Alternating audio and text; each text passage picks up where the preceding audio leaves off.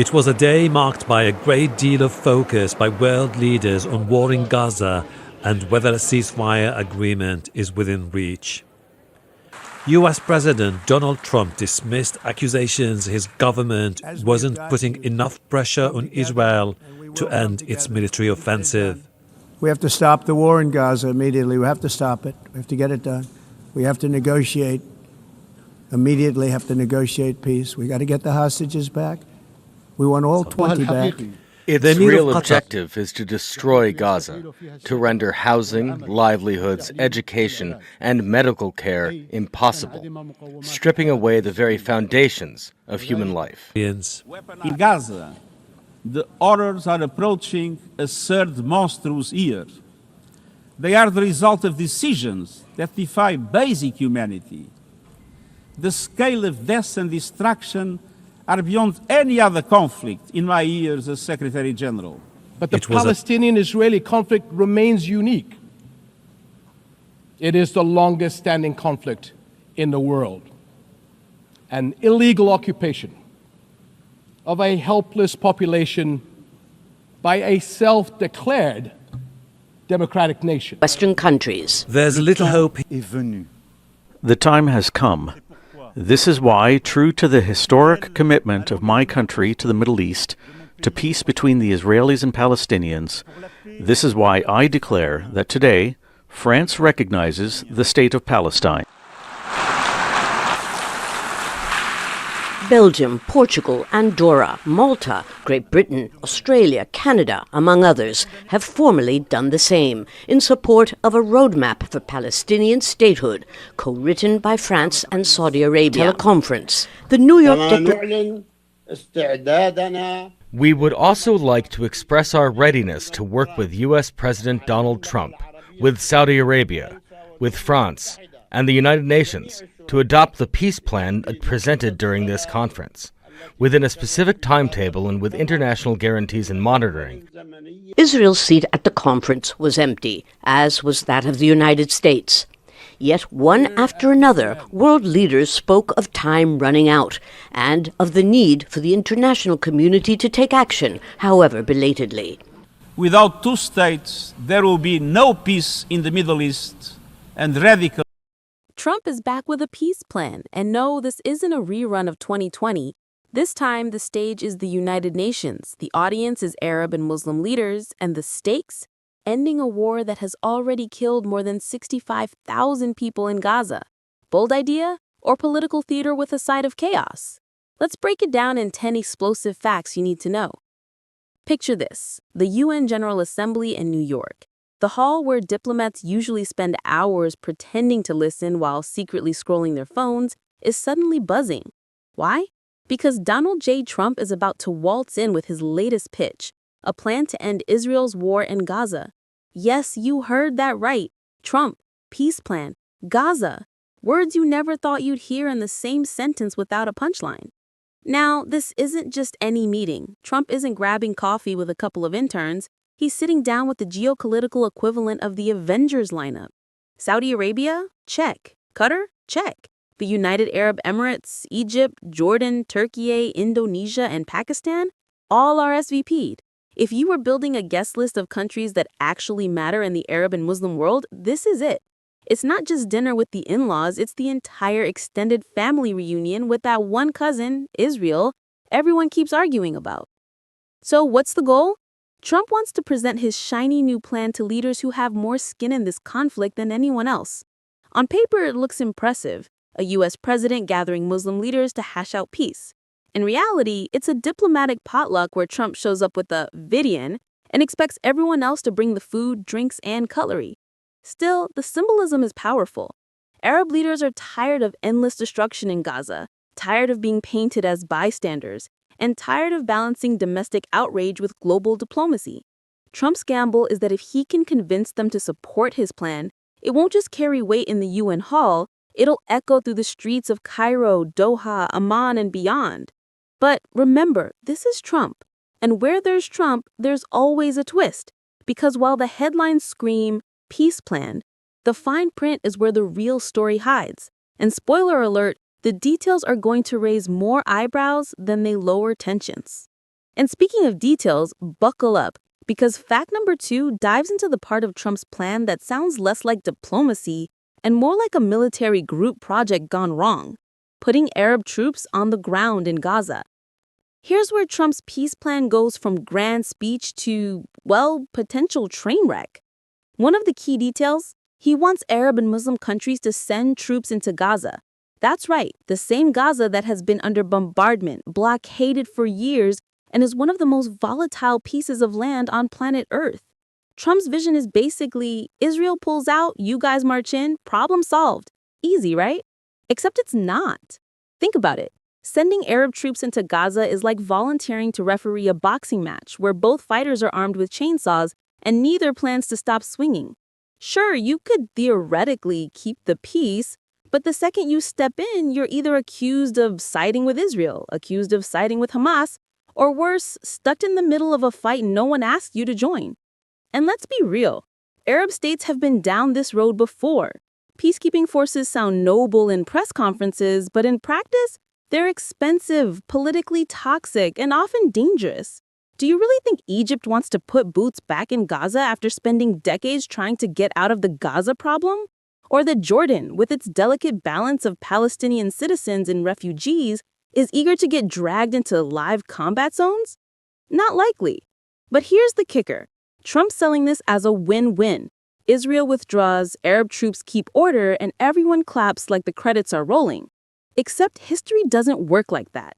Arab leaders know stepping into Gaza isn't a peacekeeping mission, it's stepping onto a minefield, both literally and politically.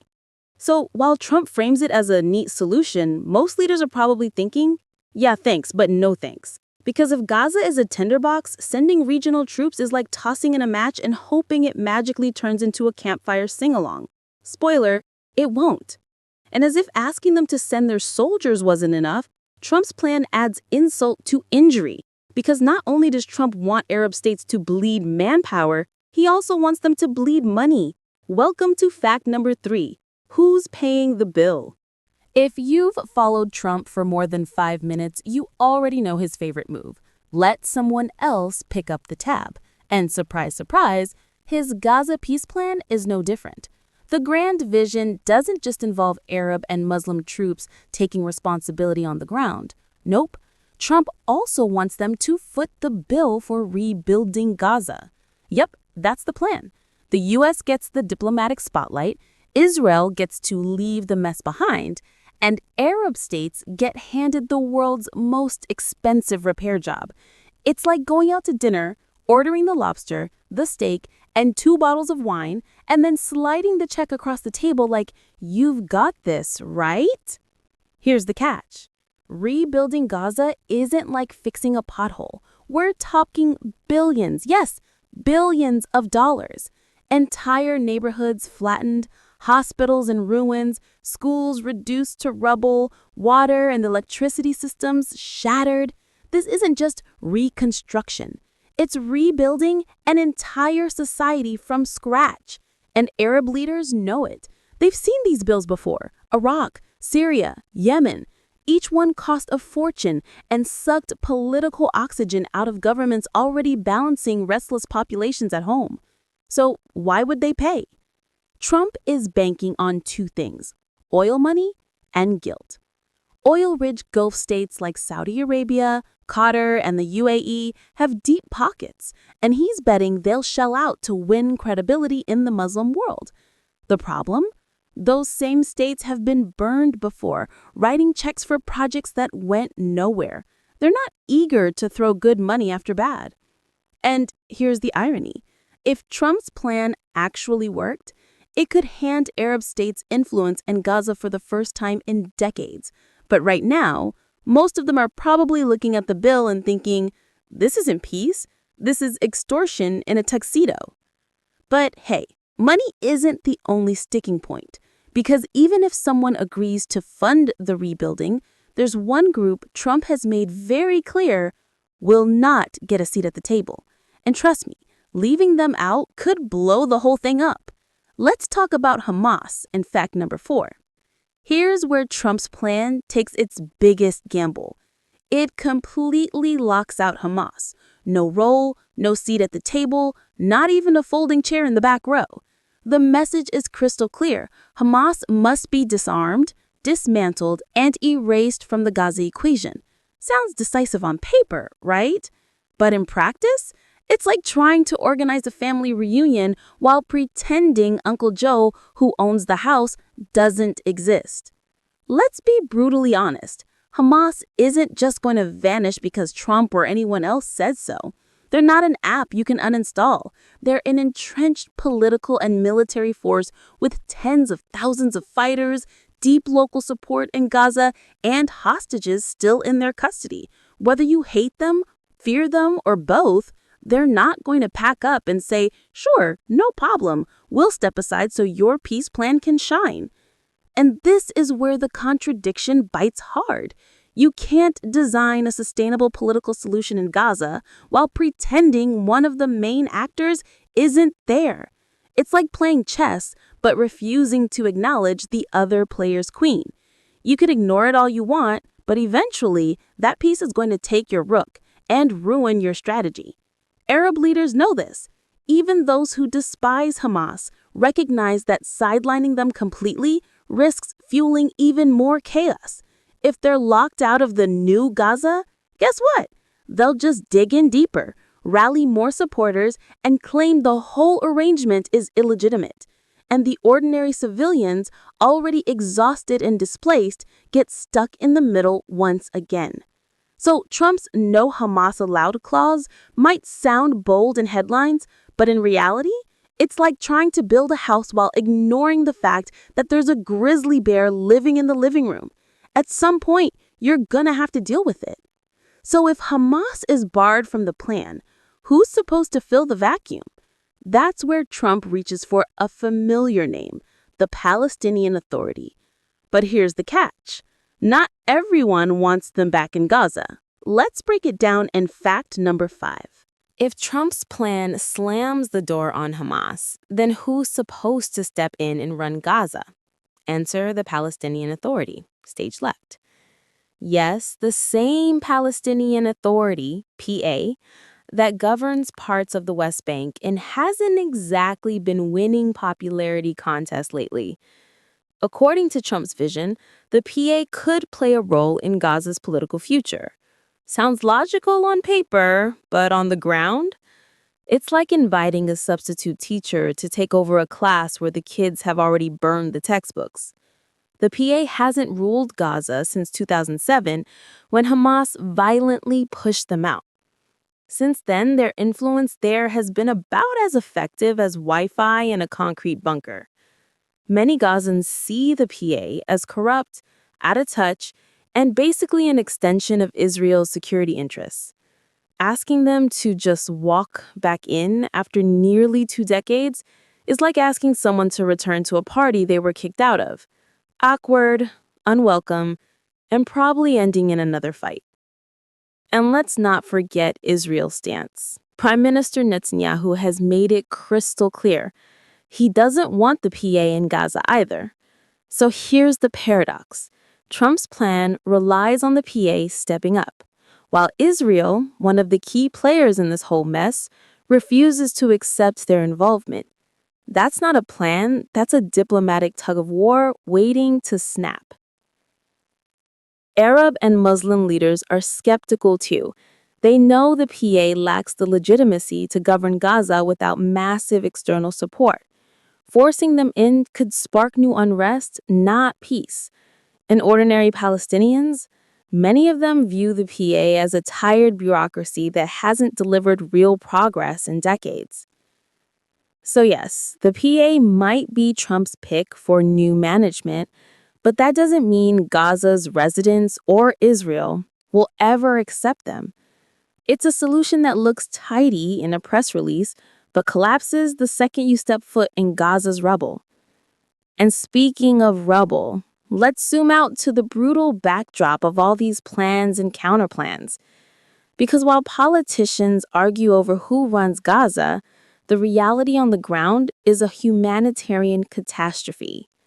Welcome to fact number 6. You can't talk about peace plans without staring the ugly truth in the face. Gaza is a disaster zone, and that's not an exaggeration, it's cold, hard reality. After nearly 2 years of relentless bombardment, the place looks less like a city and more like a moonscape. Buildings flattened, hospitals bombed, schools turned into rubble, entire neighborhoods erased from maps. The human cost? Staggering. More than 65,000 Palestinians killed, the majority of them civilians, according to humanitarian groups. Thousands more injured, displaced, or missing under the rubble. Families torn apart, generations wiped out. The survivors? Many are crammed into makeshift shelters, living off food aid that runs out faster than it arrives. Famine is creeping in, and clean water is a luxury. This isn't just a war zone, it's a slow-motion humanitarian collapse. And here's the surreal part. While bombs are still dropping, leaders are pitching reconstruction plans. Imagine walking into a burning house and talking about new curtains.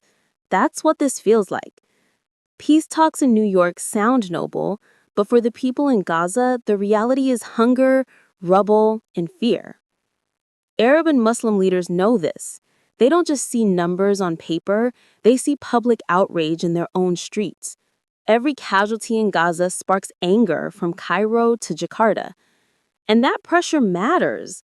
No leader can walk into a Trump meeting, nod politely, and walk out with a plan that ignores the humanitarian wreckage. Not unless they want to face protests back home. So while Trump pitches his vision, the truth is clear. You can't build peace on rubble without addressing the pain beneath it. If facts number 6 proves anything, it's that the human catastrophe in Gaza isn't just background noise, it's the central obstacle to any plan. And just when you think the script couldn't twist anymore, enter the wild card, Hamas themselves, writing a letter that flips the narrative. Let's break down that bombshell in fact number 7. Just when you think you've seen every twist in this geopolitical soap opera, Hamas decides to write a letter. Yes, you heard that right. A literal letter. Not a fiery speech, not a rocket launch, but a written proposal reportedly aimed at Donald Trump himself. And the contents? Enough to make every diplomat in the UN hall choke on their bottled water. According to leaks, Hamas has drafted a message offering a 60-day truce in exchange for releasing half of the remaining Israeli captives. The kicker? They want Trump personally to guarantee the deal. That's right, Hamas appealing directly to Trump like he's the world's most unpredictable middleman. Forget calling the White House Situation Room. This is more like dialing Trump Tower customer service. Now, let's break down the math. 60 days isn't peace. It's a timeout. It's hitting pause on a war, not stop. But for civilians trapped in Gaza, even a 60-day break could mean food deliveries, medical aid, and a brief chance to breathe without explosions overhead. For Israel, though, the catch is obvious. Why would Hamas get rewarded with concessions while still holding captives? That's why this letter is both dramatic and divisive. And then there's the Trump angle. Imagine the optics. Hamas, a group the U.S. officially labels a terrorist organization, asking Trump to play referee. To his supporters, it's a bizarre badge of honor. Even Hamas thinks he's powerful enough to end the war. To his critics, it's proof this whole process is closer to theater than diplomacy. Either way, it's a headline you can't make up. The fact that this letter even exists shows how desperate and how complicated the situation really is. When armed groups are mailing peace offers like pen pals, you know the normal diplomatic playbook has been torched. But Hamas isn't the only wild card. Another surprising player has stepped up, and this one has the population numbers and credibility to shift the game. Indonesia. Let's talk about that in fact number 8. When people talk about Gaza diplomacy, the usual suspects dominate. Egypt, Qatar, Saudi Arabia. But in Trump's grand plan, one unexpected country raised its hand. Indonesia. And let's be clear, This isn't just a symbolic cameo. Indonesia isn't some minor player you politely clap for at the UN. It's the world's largest Muslim-majority nation with over 270 million citizens and the loud and influential voice in global Islamic affairs. When Jakarta speaks on Palestine, the echo bounces from Kuala Lumpur to Casablanca. So what did Indonesia say? President Prabowo Subianto declared that his country is ready to send peacekeeping forces into Gaza. Yes, actual boots on the ground. That's not a throwaway line. That's a massive statement. If Indonesian troops show up, it adds credibility to the idea that Muslim nations themselves can take charge of Gaza's security, not just sit on the sidelines while outsiders dictate terms. But let's not sugarcoat it. Sending troops into Gaza isn't like joining a beach cleanup. It's stepping into one of the most volatile conflict zones in the world. Indonesian soldiers would face not only the risk of clashes with armed groups, but also the political tightrope of being seen as either too pro-Israel or too pro-Hamas. One wrong move and the whole mission blows up, figuratively and literally. Still, Indonesia's move is significant for another reason. It undercuts the idea that only Gulf states with fat wallets should shoulder the burden. Jakarta's willingness to put soldiers on the line, even without oil money to back it up, could pressure richer states like Saudi Arabia or the UAE to step up with more than just checks. Bottom line, Indonesia volunteering is bold, risky, and potentially game-changing. It proves that the Muslim world's biggest player isn't afraid to get its hands dirty, but it also raises the stakes of failure. And while new players like Indonesia are stepping into the ring, the old heavyweight refuses to leave, because no matter how many plans are drawn, Benjamin Netanyahu's shadow looms over every decision. That's fact number 9. Here's the thing about any Gaza plan. No matter how many leaders fly into New York, no matter how many peacekeepers volunteer, and no matter how many billions get pledged, one figure still holds the veto pen: Benjamin Bibi Netanyahu. And if you think Trump's blueprint escapes that reality, think again. Officially, this plan wasn't written in Jerusalem. It's a U.S. pitch, polished and presented by Trump to Arab and Muslim leaders. But make no mistake, Israel's fingerprints are all over it. Netanyahu has been briefed in full, and nothing involving Gaza moves without his approval. He may not be the architect, but he's the landlord with the only set of master keys. And here's where it gets messy. Netanyahu has been crystal clear. He opposes the creation of a Palestinian state. Not hesitant, not skeptical, outright opposes. His entire political career has been built on resisting Palestinian sovereignty. And he's not about to change course because Trump wants a headline about peacemaking. That means even if Arab leaders nod along to Trump's vision, Bibi could stall, block, or outright torpedo it. This isn't new. Israeli politics has a long track record of clashing with U.S. peace plans, from Oslo to Camp David to Trump's own so-called deal of the century. Israeli leaders have a way of pocketing the parts they like, usually the security guarantees, and discarding the parts they don't, usually anything resembling Palestinian independence. Netanyahu, backed by his hardline coalition, has zero incentive to make Gaza a test case for concessions. So what does this mean for Trump's grand vision? It means he's walking into the UN stage with a script that might already be vetoed backstage. Arab leaders know this. They've played this game before. And nothing undermines trust faster than a plan that depends on Israel's cooperation when Israel isn't interested in cooperating. And that brings us to the big finish. Because at the end of the day, this isn't just about policy. It's about politics, legacy, and one man's obsession with headlines. Let's talk Trump's gamble in fact number 10. At the end of the day, Trump's Gaza plan isn't just about peace. Let's be honest, it's about Trump. Every peace proposal in history has had two sides: the noble mission to end suffering and the political ambition behind it. And Trump, he leans heavily on the second one.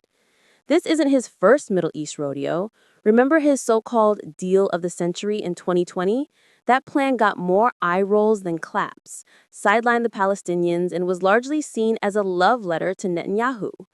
Fast forward to now, and he's pitching a new deal with higher stakes, and conveniently right before a crucial election year crescendo. Coincidence? Hardly. The gamble is simple. If Trump can grant himself as the guy who ended Israel's war in Gaza, or at least brokered a shiny framework for peace, he gets headlines no rival can touch.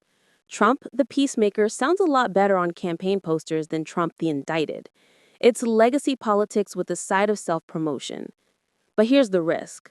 If the plan crashes, and let's face it, odds are not in his favor, then Trump isn't remembered as a bold visionary. He's remembered as yet another American president who promised Middle East peace and walked away with nothing but bad press. Worse, Arab and Muslim leaders could feel used, handed impossible tasks while Trump claims credit for simply showing up at the meeting. And that's the essence of Trump's gamble. High risk, high reward. If it works, he becomes the headline-stealing, history-making deal-maker he's always branded himself as. If it fails, he adds his name to a long list of leaders who thought they could solve Gaza in a PowerPoint presentation and learned the hard way that this conflict doesn't bend for slogans. Either way, Trump has rolled the dice. The question is, will the world buy his peace pitch, or will this be remembered as just another act in the never-ending Middle East theater? So what do you think? Is Trump's plan bold enough to break the deadlock, or is it just political theater with better lighting? Drop your thoughts in the comments, hit subscribe to @GlobalPulse for more sharp takes on world power plays. And remember, in global politics, the loudest deal isn't always the one that gets signed.